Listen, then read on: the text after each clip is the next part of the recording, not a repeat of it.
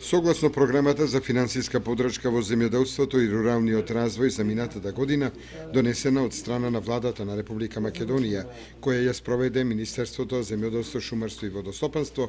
подрачната единица на Министерството во Кочани ги стави на располагање сопствените ресурси за успешно реализирање на оваа програма.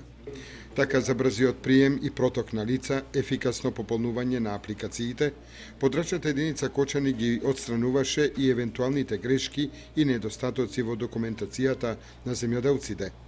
За навремена информираност на земјоделците за секоја мерка за финансирање, редовно беа информирани советите на општините Кочани, Зарновци и Чешиново Блешево, се со цел да им се помогне на земјоделците во остварувањето на нивните барања.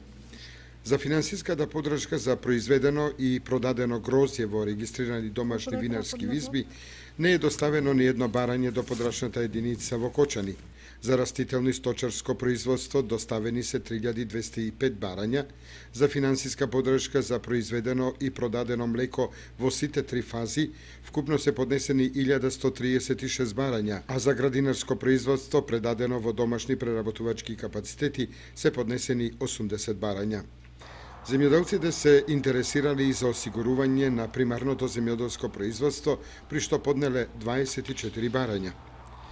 На трите јавни огласи за користење на средства од ИПАРД програмата во минатата 2014 година примени и обработени се 4 документации, а за програмата за финансиска подршка во руралниот развој примени и обработени се 3 барања.